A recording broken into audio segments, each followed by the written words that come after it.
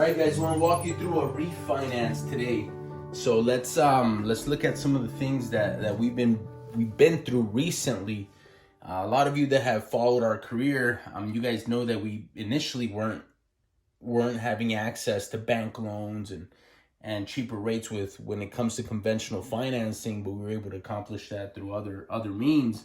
But now we're finally doing more of that, and I wanted to show you guys refinancing and also the power of real estate in your portfolio and helping you accomplish what you really want in life.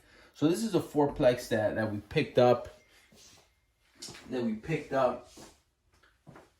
It was beat up. It was leased out. At least 2 units were leased, and then but there was 1 unit completely beat up and needed drywall and a few other things. So that's where we came in and invested about 20 grand to get it up and going. So total investment was about 100K. $80,000 was through a lender.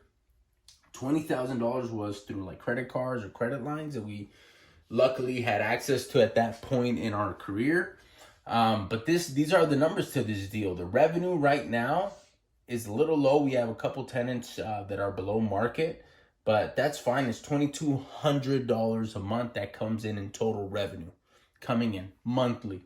But we do have property taxes that we have to pay. That's about $200 a month.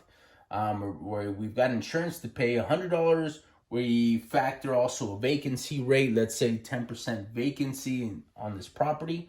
So that allocates about $220 in vacancy. Maintenance, let's say about $100. I don't even think we've spent $1,200 in the last 12 months.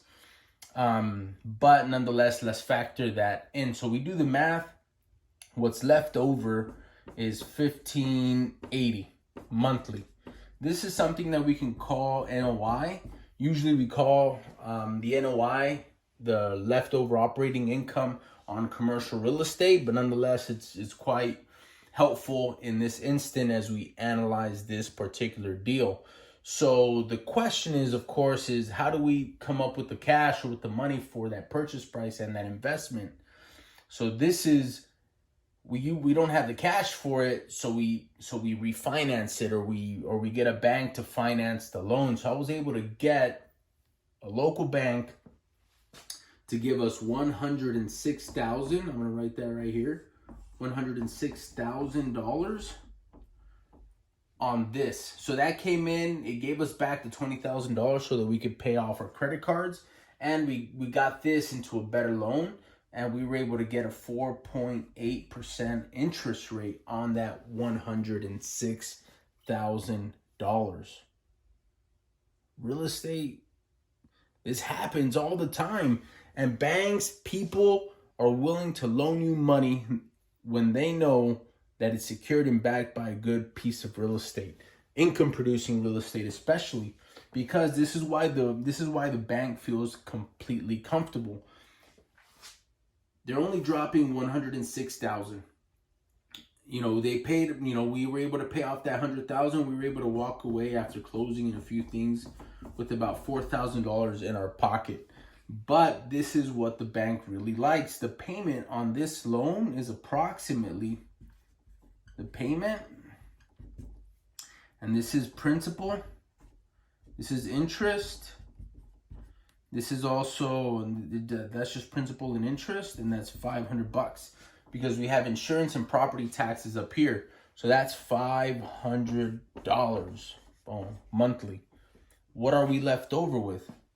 After we get our operating income, we reduce our mortgage payment or our principal and interest, we're left over with approximately $1,080. Guys, how many of these checks would it take to really change in your lifestyle and get to where you want to go? That's what's nuts, is that other people are willing to loan you money. And if I didn't have these credit lines, I would have possibly raised them from an individual. I would have found a way to be able to come up with that money to be able to rehab that last unit. But this is what is crazy. As long as you're competent, and if you want to get results like this, you definitely have to become a student of real estate. But you could get results that are less than this and fairly easy. But that is what is awesome about real estate. So people are willing to loan money on it because now the bank is looking at it and they're like, man, this property is bringing in about $1,500 in net operating income. Even if Christian loses a few tenants and this number goes down, I mean, that payment is really low in comparison to the revenue that it's bringing in. And that is what is super cool about this. And now you're able to stack these checks and you're able to, be in a position kind of like the one I'm in, where I have more rental income that comes in every single month and I need to live on. Obviously, I'm not throwing in the towel, but that's what's fun, because life isn't all about money. And you start realizing that once you start meeting some of your financial obligations, and you realize that you're able to do more of what you find valuable.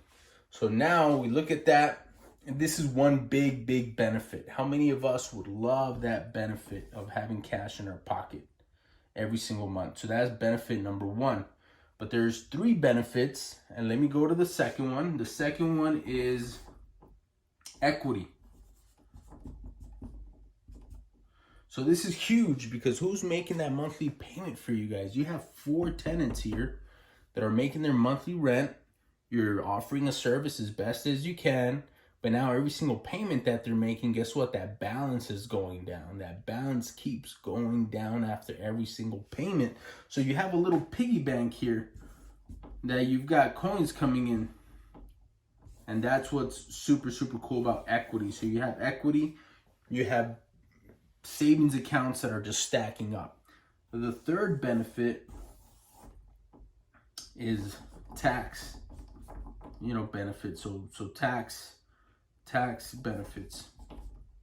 So now with these tax benefits, these have been included in the tax laws already. We have depreciation.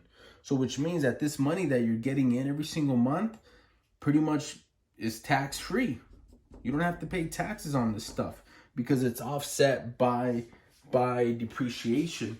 And once you get the depreciation going and all the other expenses, it swallows up all of your income.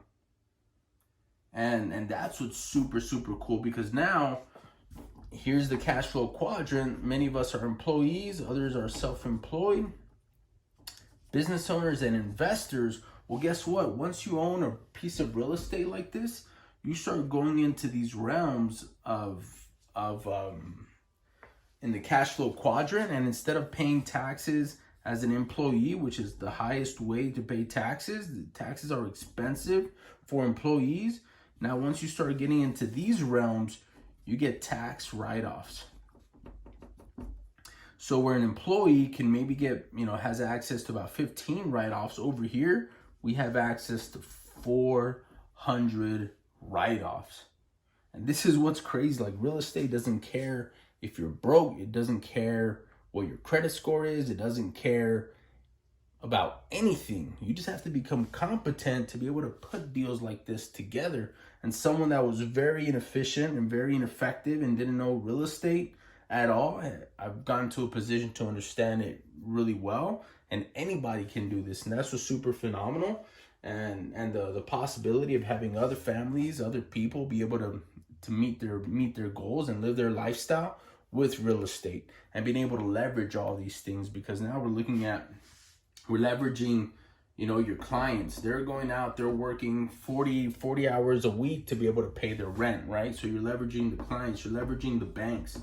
You didn't come in with this money. The bank came in with the money. So you're leveraging the bank's efforts. You're leveraging other people's efforts. You're leveraging the debt pay down, right?